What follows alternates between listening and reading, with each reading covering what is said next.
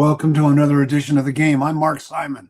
And I'm Bob Marks. And we're here with Jon Mays, the editor of the San Mateo Daily Journal, which has just recently observed its 25th anniversary. So congratulations, Jon. You've been there almost the whole time. And so thank you so much for joining with us today. Sure, you bet. Thank you for having me. So we're going to plunge right in. We know it's the middle of an election season. That's a busy, busy time for you and your staff. Let's start with the only real high-profile race in the county, which is the race for assessor, recorder, clerk, and elections chief between David Canepa, the member of the Board of Supervisors, and Jim Irizarry, the chief assistant. And I won't go through all the titles again. You endorsed David Canepa. Give us an idea of why and what went into that decision.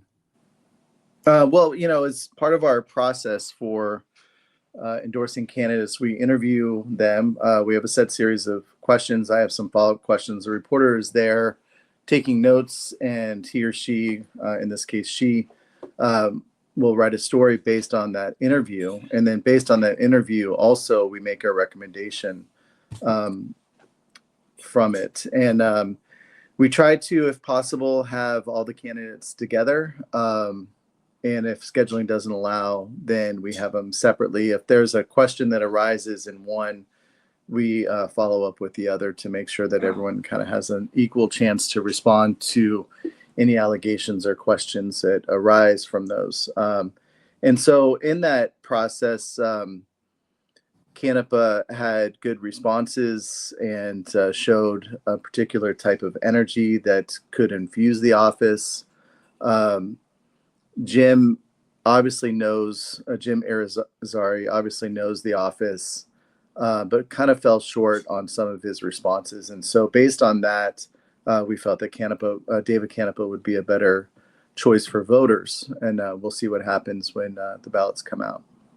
Now, do you get flack for something like that? I mean, there are people, as you know as well as I do, who are not big fans of David Canepa. I've been accused of that myself, which is not entirely true, but what kind of reaction do you get to something like that? And what, if anything, can you do about it when people are upset?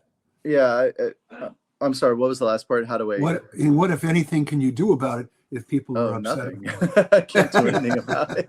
I mean, there are people who support certain candidates and they may be upset that we didn't endorse. But I think as long as you sort of explain that we have a process and we have a right to come up with our conclusion, then most people, can agree to that at least. But, I mean, part of the disagreement or agreement with our endorsement is part of the process, and people can write letters in and explain why they disagree. And I think that's healthy and good. No one, we didn't get attacked for it.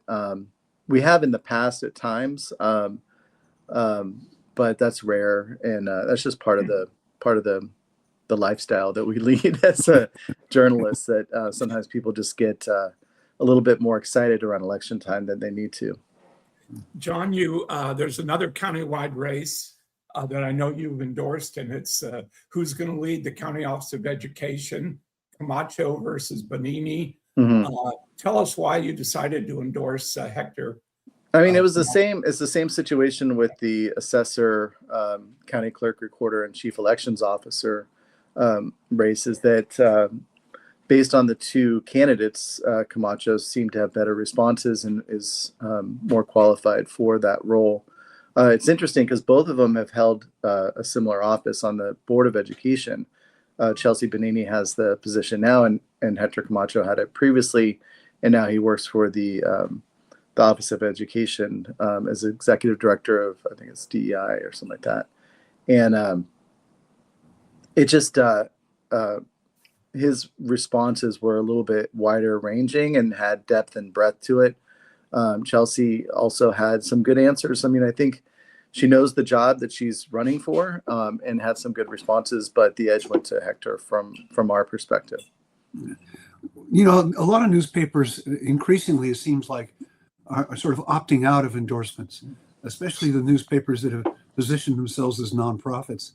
Why do it? Because it does require a lot of work. I've been in the office when you've been doing these interviews, and it is it's some work to get these things done and to write them and to do something that you feel is defensible. You could opt out, couldn't you? Why do you think that it's important that the newspaper do this? Yeah, I mean, the New York Times recently dropped its local endorsements, mainly because it dropped most of its local coverage. I mean, the New York Times is the New York Times. It does cover New York, but obviously it has a larger impact and reach than that.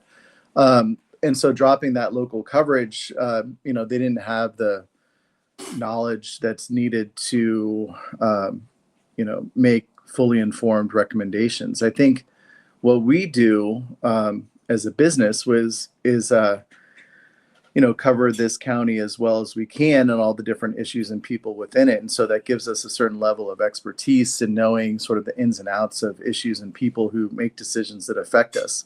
And so, we're not attached to any other entity. We're not labor, we're not a political party. And so we just feel that it's our responsibility to let people know, based on our experience and our know-how, who we think would be the best candidate, and just make that recommendation. So it's sort of, I kind of feel like it's our responsibility to let people know, who we think is best. It's a process that I take extremely seriously. I do a lot of work on it. I've spent a lot of time over the years sort of making sure that I do the work required to make an informed recommendation. And of course, a recommendation is just that. It's a recommendation. And so people can do whatever they want with it. They can throw it in the trash. They can follow it.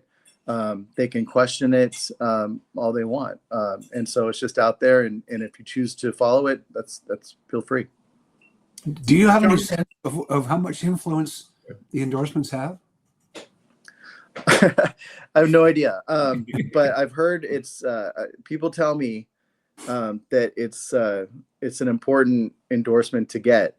And then others have told me that they don't even care about it. So I guess it all depends on your perspective. But I find it sometimes interesting when I get a flyer to my house with a big Daily Journal endorses whoever. And I was thinking, oh, that's us. That's interesting. So I think it is important. I don't know how exactly important it is, but I think it's recognized as being one that most people want to get. There's an interesting feeling that comes with that, isn't there? Where you pick up a flyer and you see, something you've written on there, and you think, I'm not supposed to be part of the political campaign. Mm-hmm. I'm just doing what I do, and suddenly I've been injected into it. It's an odd feeling, isn't it? Yeah, especially when in an endorsement, at times I will have a positive paragraph or two about the person who we didn't endorse. And to see that on a flyer from the person we did endorse, a quote from us saying that, that they're, have done a good job or something like that, implying our endorsement. But that's political speech, and that's protected too. So that's just part of the business. Yeah. Jon, you recently wrote an editorial about the Daily Journal's policies vis-a-vis AI and written submissions. Talk a little bit about that. So one of the things that I do from time to time, as in my column, is I'll just kind of explain something, how to write a letter to the editor, what a guest perspective is, how we cover certain things, what our coverage area is, just as a way to, when we get questions about it and they get repeat, then I figure, well, let's just put it out there and so people know. As far as AI, I had no interest in writing about it, but we started getting more submissions that I suspected were influenced in some way by AI. And so, I never sort of announced any kind of particular policy. I just assumed that people would know that if it was written or heavily edited by AI, that it shouldn't be something that you submit for publication. But we never made that rule public. So that was the intent of the editorial, to make that rule public, to let people know that it's not something that we're interested in having. I think, that rule could shift over time. But for now, that's sort of the rationale behind me writing that. Why not? I mean, people use AI. sometimes find it writes better than they. What's your objection to people using AI to help them formulate a letter to the editor, as long as it's their genuine viewpoint? Right. Well, I think I mean, honestly, it's cheating in my opinion. I think using AI to help you write is not.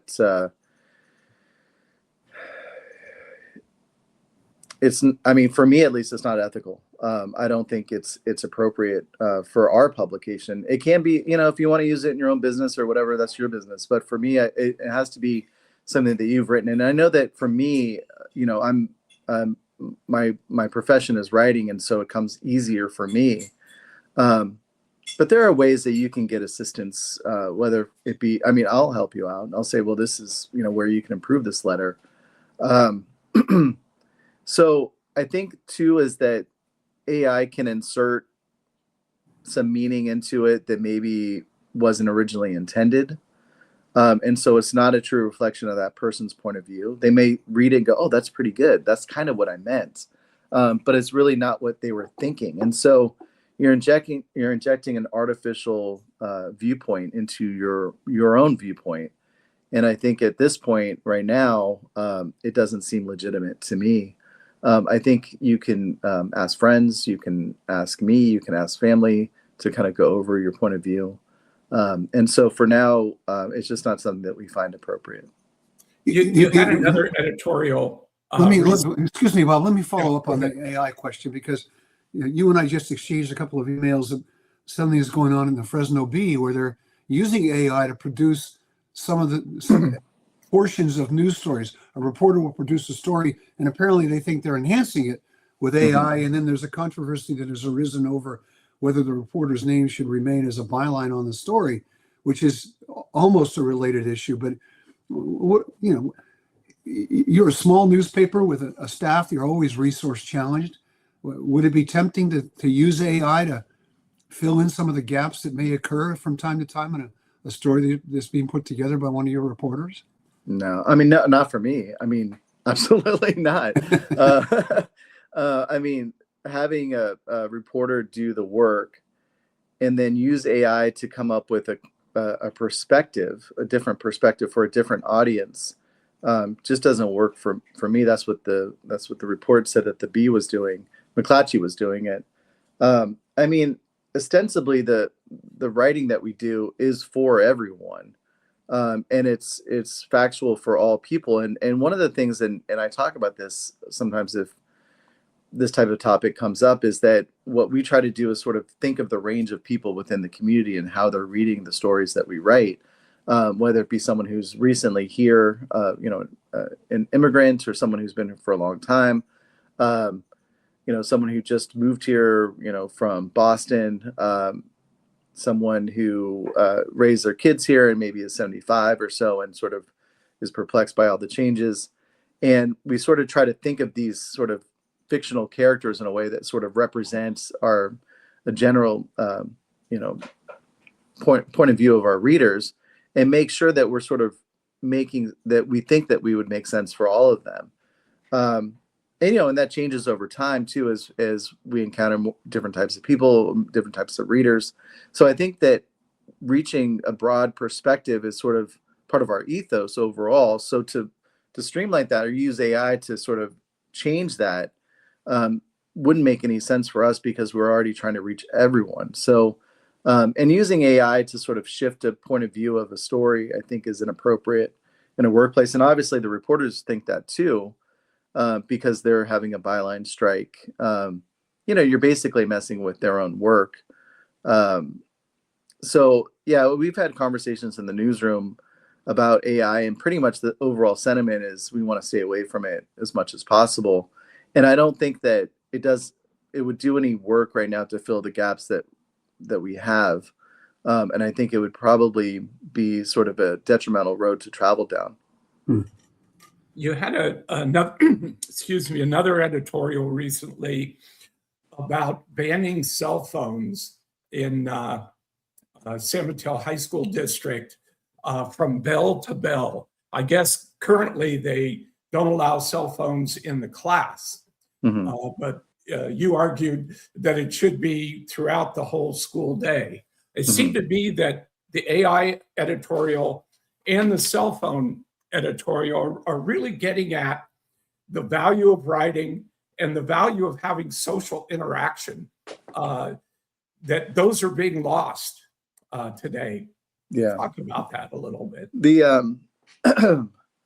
The piece you referred to, the bell to bell cell phone one, it was a column versus an editorial. Okay. And it's my point of view.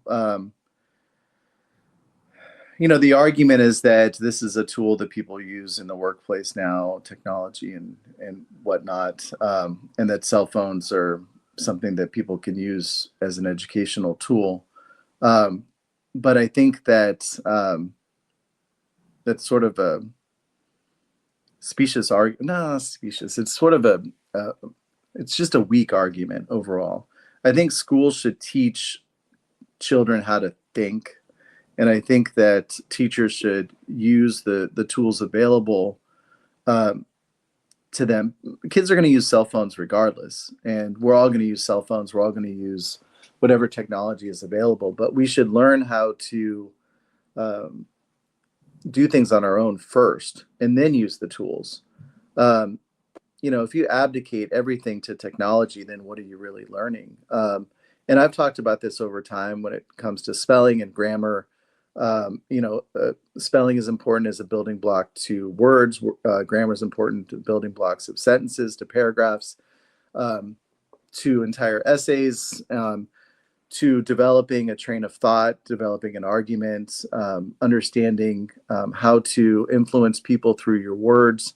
If you abdicate all of these things, you don't understand the language that we're using to communicate with each other. And that's primary education. And there's a reason why it is primary and elementary education, is that we should be learning these things. And if we say, well, we don't need that because we have grammar check and spell check and all these types of things, then what are we really teaching our children? So I think that there should be an emphasis, a higher emphasis, a more robust emphasis on primary education and the tools needed to learn the basics. And then you can use whatever tools you want later in life. Schools say that we're not here, they're not there to solve societal ills. That's true, but they're not there to contribute to societal ills either. So I think it's important that they sort of consider their role in educating our children and take that seriously, which they do. But I think a bell-to-bell ban is the best way to do it. Other districts, this was a legislation that passed, and so districts have to come up with a policy, I think, by July. Other districts are talking about what they're going to do. And in Sequoia, we had a story today about it, is talking about having a more overall in-class restriction versus bell-to-bell. And that's the school board's prerogative. But I personally think that it's important to have bell-to-bell, develop the skills to basically interact well in our society after high school. We are in an era now, you know better than I do, where local journalism is just foundering. It's just disappearing all over the country. The Daily Journal seems to be on pretty solid ground. Why do you think that is? Well, it depends on your definition. You do such a better job. Yeah, it depends on your definition of solid. Because you have me as your columnist. I understand. Right. That's a huge reason why, yeah. I mean, there's a good amount of energy in the Daily Journal as far as making sure that we're doing what we need to do. We're very much. What is the job of the Daily Journal, you think? We're essentially explaining what's happening in this county of ours, right? If you want to know what's happening, you read the Daily Journal. If you don't want to know what's happening you go elsewhere. And that's just not to name names, yeah. Yeah, that's just a fact. I mean, that's our role, that's our job, and we take it seriously. And we're energetic about it right now. I think the energy that we have sort of papers over a lot of the overall, problems in the news industry. I mean, someone asked me, I was at a neighborhood association meeting last night talking to a collected group of people, and they wanted me to talk about what we do. And one of the questions was, what's the biggest threat, to us right now? And there's two things. It's resources. People feel as if they're informed because they go to Instagram and they read or they see a picture and someone maybe tells them something in 30 seconds or so. And then they forward that or they talk about it and they think that they're informed. But a lot of people don't read as much as they should. So there's the answer is right there. It's social media where people act or seem or feel as if they're informed when they're actually underinformed. And then there's also the resources that social media takes from us. If people spend their time on social media versus reading our paper, then we don't get the resources that we need to continue telling people what's going on. So those are the two things. But I think we've been able to carry forward because people appreciate what we do, and we do get some level of support from the community. We could use more. And I say that a lot. We could use more support, whether it just be people subscribing online or supporting our advertisers or that kind of thing. But I think we're doing okay. Earlier this week, the Board of Supervisors, on a 3-2 vote, agreed to create a majority needed to pass a sales tax in San Mateo County, yet another sales tax. It seems to me that given the environment that we're in, the high cost of living, given the fact that we've got a sales tax coming up on the ballot in November, regional transportation, that it might have been a little tone deaf for the board to be talking about another sales tax sometime in the future. What's your view on that? And a lot of local communities are also looking at sales tax. Yeah, it's kind of like last call at the bar. Everyone's sort of trying to get their last little drink in before it's shut down, before we reach our cap of sales tax. Not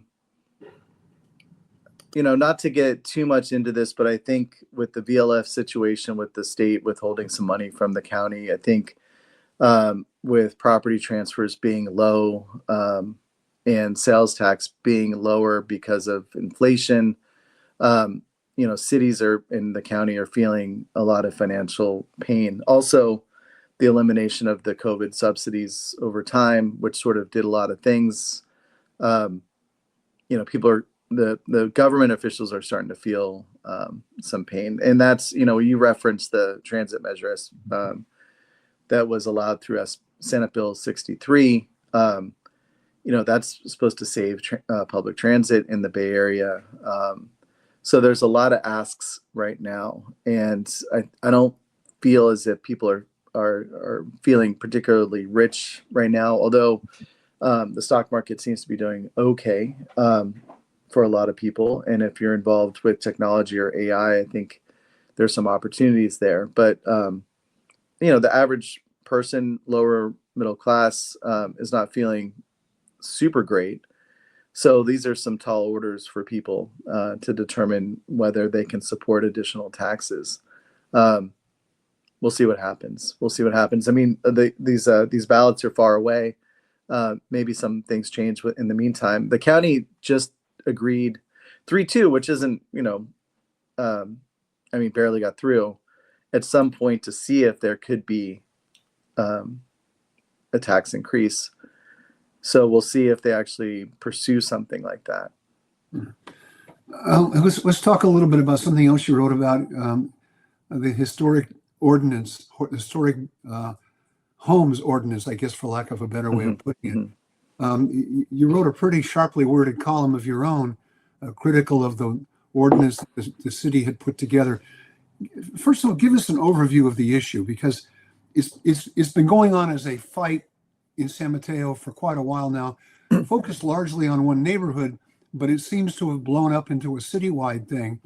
And it really is where the question joins, the ongoing debate is joined in this community of change versus preservation, change versus this is the way things used to be. There's no question the community has changed. More traffic, more high-rise, high-density buildings. And I understand why that scares people. but I wonder if freezing everything in place as best you can is the answer. So give us your sense of that larger issue. Yeah.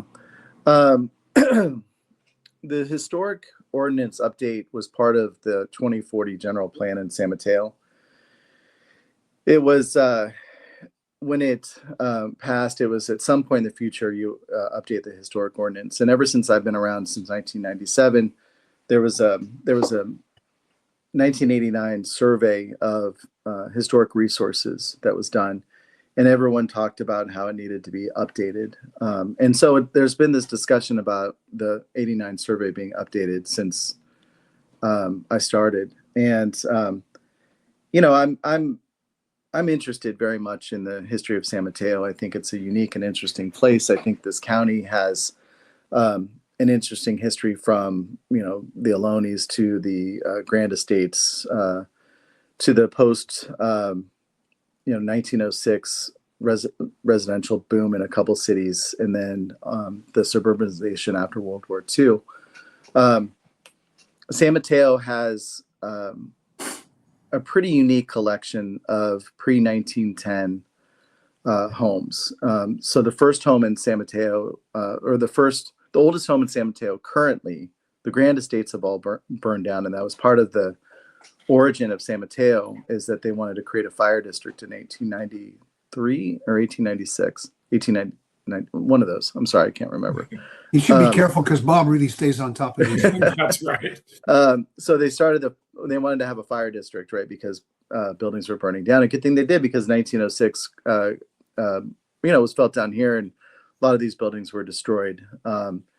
And so they were the ones that were promptly rebuilt were done before 1910. And then after that, it really started the suburbanization. It was sort of a pivot into a new era for San Mateo, the city of San Mateo, but San Mateo County overall.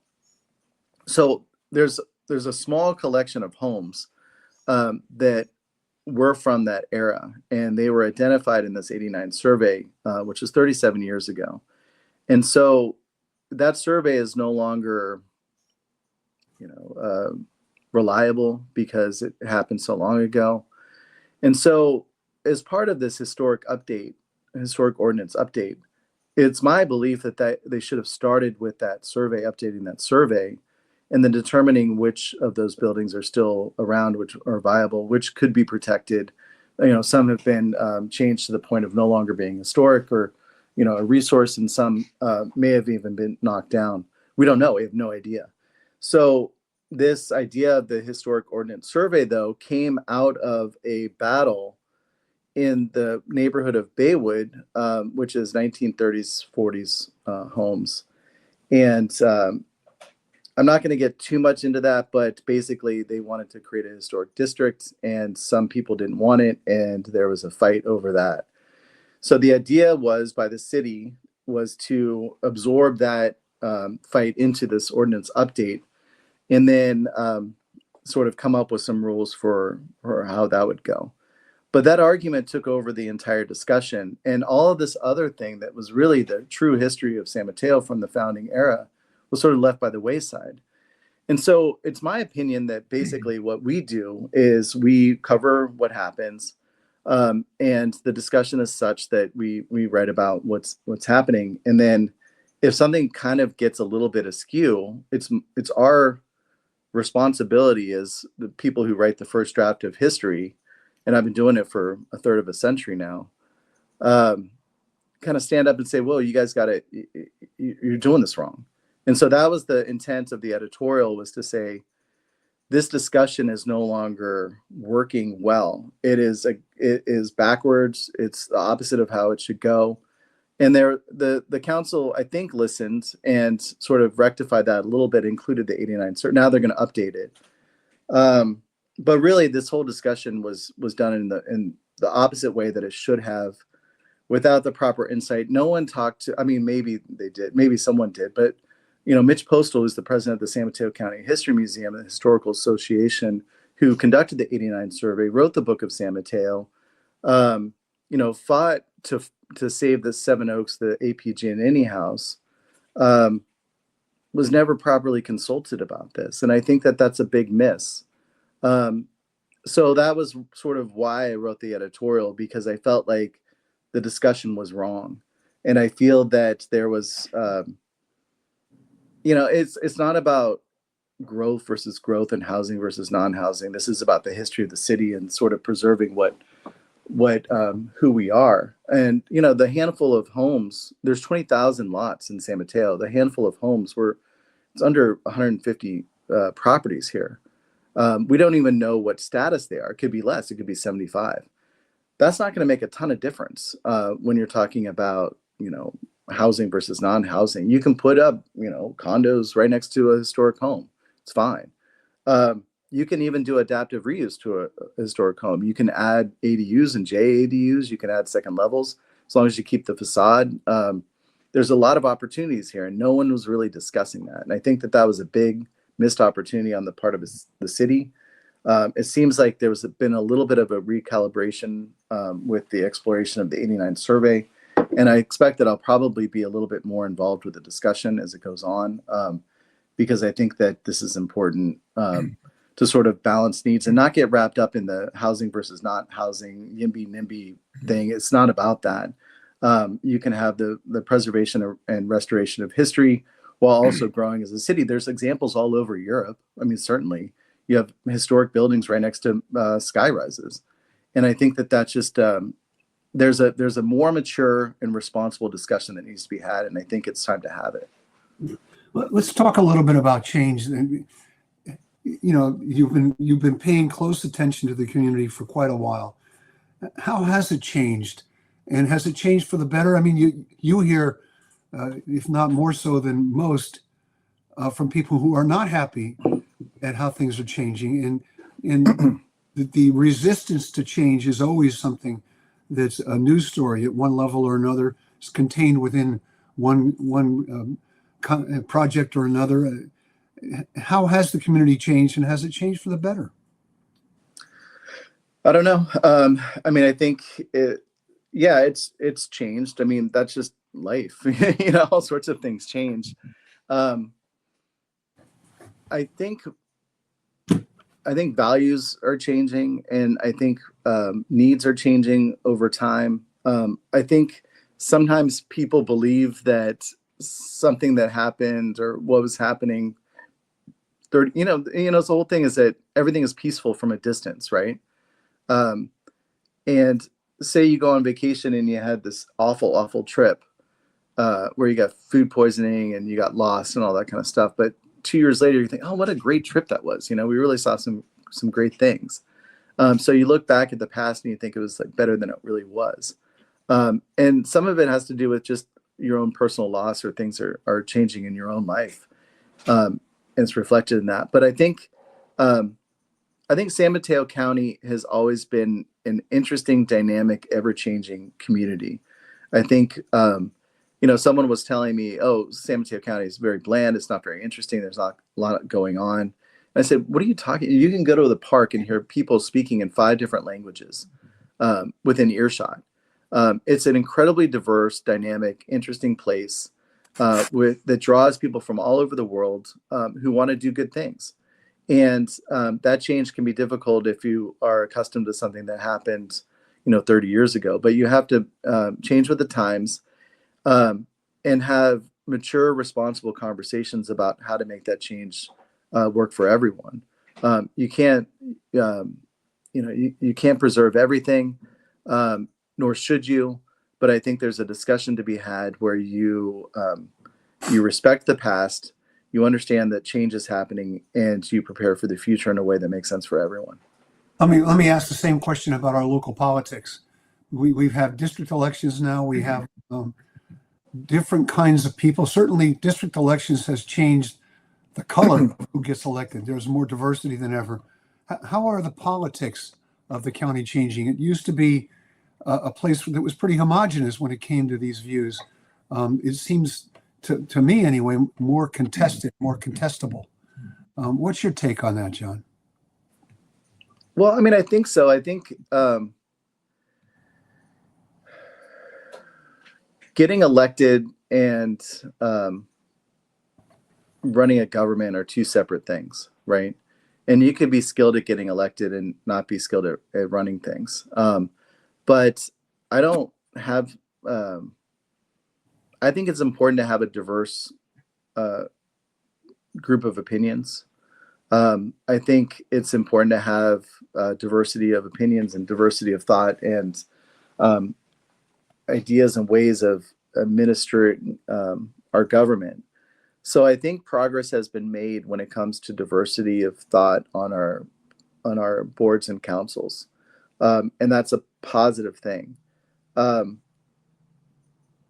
wouldn't say that just because someone is new or from that they're not as skilled necessarily. I've seen it just depends on the person, right? I've seen skill level vary from all different types of people.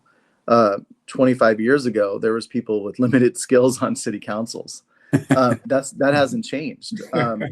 Certain councils have gotten better and more organized. I'll give you an example of, the Belmont City Council. It used to be terribly disorganized and awful, really contentious at every turn. Now is one of the higher functioning, smoothest running cities around. So it's a matter of sort of working through change and having good leadership, the leadership who listens and understands that diverse points of view. You can agree, you can disagree, but it doesn't necessarily have to be a fight at all times. You can incorporate other people's points of view. Well, going full circle back to the process of your endorsements, do you feel an obligation to, when you're doing that thing, the whole endorsement process, to keep an eye out for diversity? To people would argue that it reflects the diverse nature of the community, which is different than it was certainly 20 years ago. Do you? Yeah, I think sometimes, we go for the best candidate, right? Sometimes if a council I think diversity of thought on a council is helpful. If there's a group that's not being represented by the current council, then a candidate with that point of view, I think it's a little bit of a leg up, but it doesn't necessarily have to be any other factor except for just, if they're a renter, could be one factor. If they're young, if they have a young family, that could be a factor. Everything is a factor. And I think that having people with different points of view on these legislative bodies is important because it reflects, it's kind of like with our news stories where we think about all the different groups of people who are reading us. A council should be considering that too and have that life experience of understanding what it's like to live the lives of people who live here. And so the more diversity of thought and experience that you have on a council, the better council, I think, overall. Yeah. What is the hardest thing about what your reporters have to do?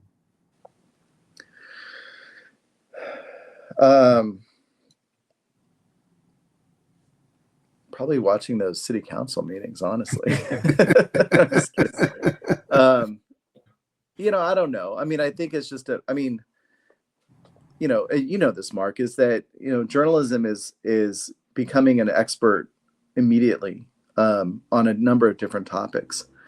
You could go into something, Holly wrote this story about, GPS satellite company in Burlingame, right? And what does Holly know about GPS satellites? I mean, nothing. She knows they exist, right? But she has to come up to speed pretty quickly on the technology so that she can write a story that makes sense for people. So things like that, just having to do that, go from 0 to 60 in a couple seconds and do that twice a day is pretty much a challenge, while also doing it in public where if there's ever, a misphrase or things like that, then, we live in constant fear of getting something wrong because, people read these stories that we write and make decisions based on it and form opinions. And so we want to make sure that that's right. And so we're constantly fearful that we miss something. And so we just have a kind of a low level of anxiety that sort of permeates our day. But that's just the business, Yeah. Low level, sometimes peaking to a higher level. Yeah, it depends on what it is, right? Yeah, one of the favorite letters I ever got about something I wrote began with "Dear Stupid." And I like the fact that they said "dear" first. Yeah, yeah. Well, I mean, they're probably a dedicated reader, so Yeah, That's right. I regret sending that letter to you, Mark. I did get more than one that said I hate reading your column all the time. right. Jon Mays, editor of the San Mateo Daily Journal, thank you so much for joining with us. It's been a great conversation. We appreciate your being here. Yeah, thanks for having me, Mark. Thanks, Bob. Okay. All right, and Bob, now it's your turn to call me stupid. What's on your mind? Well, it's How become about a that governor's tradition race, here. huh? It's become a tradition here to talk about the governor's race. Yeah. And people are voting as we speak. Yeah. The ballots have gone out here in California. As you pointed out in your column yesterday, the four leading Democrats all have significant flaws. But one of those are going to become the next governor. I know you've got some heat about not talking about the two Republican candidates. Yeah. And yet, anybody who follows politics knows that whoever the Democrat that emerges in this race, they're going to be the next governor. The Republicans, Steve Hilton, has kind of been the leader in this race, at least in the primary, and he's glib and a talking head from Fox News over the years. But to me, not a real serious candidate here in California. And the other guy, Chad Bianco, has always struck me as kind of a warmer, friendlier Pol Pot. Oh my God. Now, in fairness, how many podcasts will be citing the former dictator of Cambodia? Yeah, That's impressive. and I realize most people have no idea who the hell that is. And I'm not saying that that Bianco is a ruthless dictator who killed millions of people. But I'm sure he'll be glad to hear that. Yeah, but there has been an unusually high number of prisoners who died in Riverside County jails over the last period of time. So, whether we like it or not, California is a one-party state. You could blame the Republicans for not really making a case that appeals to the voters. You could blame the Democrats for controlling things and becoming fat and happy. But that's where we are.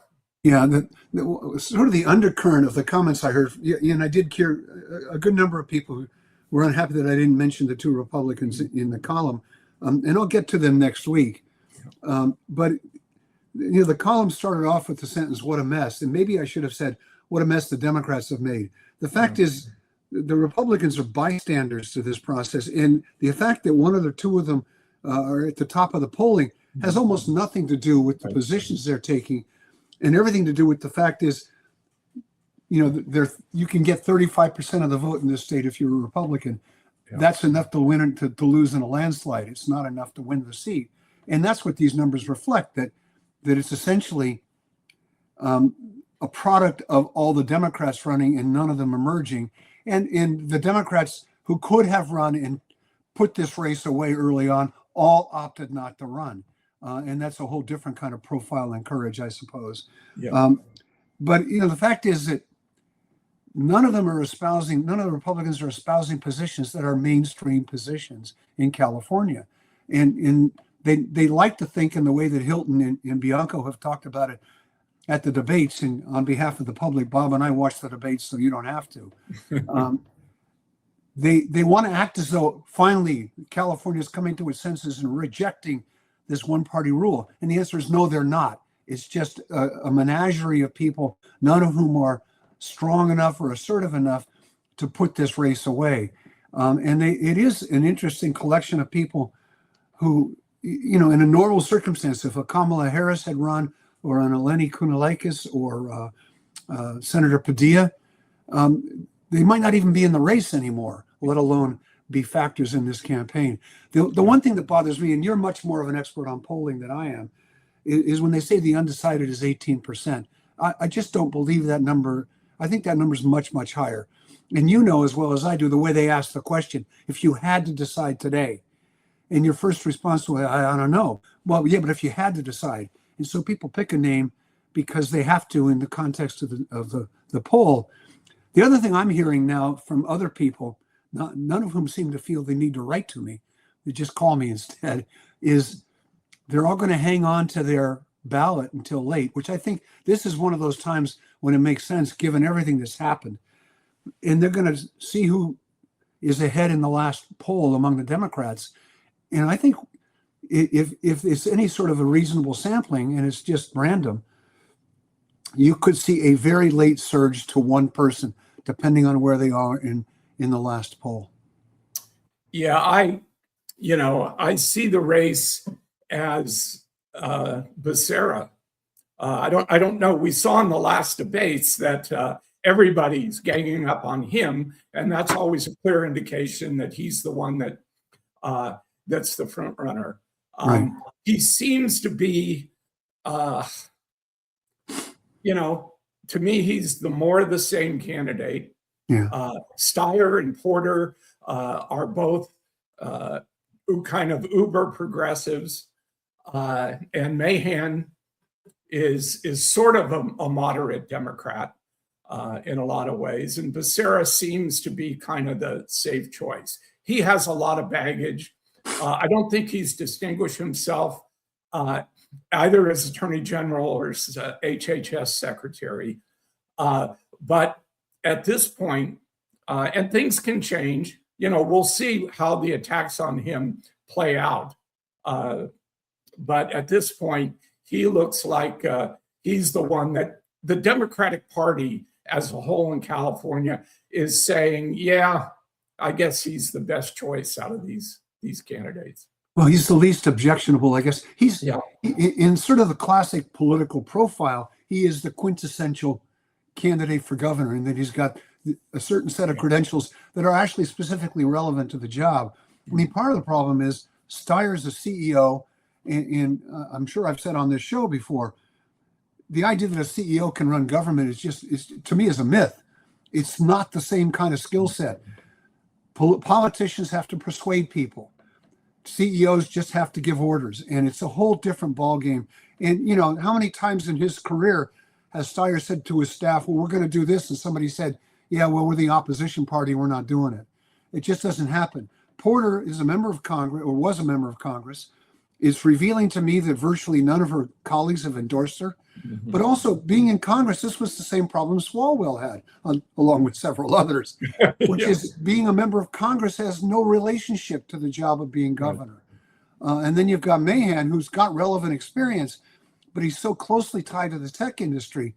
And I'm convinced the next 5 years, the single most important issue is going to be regulation of AI and social media and how they're affecting our world. I mean, we've got a whole generation of kids growing up with screens, and we have no idea what this is doing to them, how it's creating social disruptions, how it's creating social disruption of their brain patterns. And we need to address that. And there are lawsuits now about whether or not Facebook, for example, knew that it was creating something that was addictive and promoted in that way. So I think regulating tech may be the most important issue in the next few years. And there's no reason to think that this guy's going to be any tougher on them than anybody else. And he's getting all of his money from them. So it's, there's a summary. You don't have to read the column now. Good news. But it is, maybe it's just a reflection of the times we're in, that we're in a time of transition. And these are transitional figures. And we're waiting still for somebody to emerge as somebody who can take us somewhere better, I guess. It seems like we've been waiting for that for quite a long time. Well, Bob, it's finally time for you to step up and run for office. Yeah, exactly. I wouldn't do it. Exactly what we need. Yeah, I wouldn't do it because I can't stand those assholes in the press corps. Yeah, exactly. Yeah. Well, listen, always a pleasure. Good to see you again, Bob. And out there in podcast land, thank you for tuning in. Frank Bravo, thank you for being the guy who makes this happen. And I'm Mark Simon. I'm Bob Marks. And that's it for the game this time. We'll be around again soon.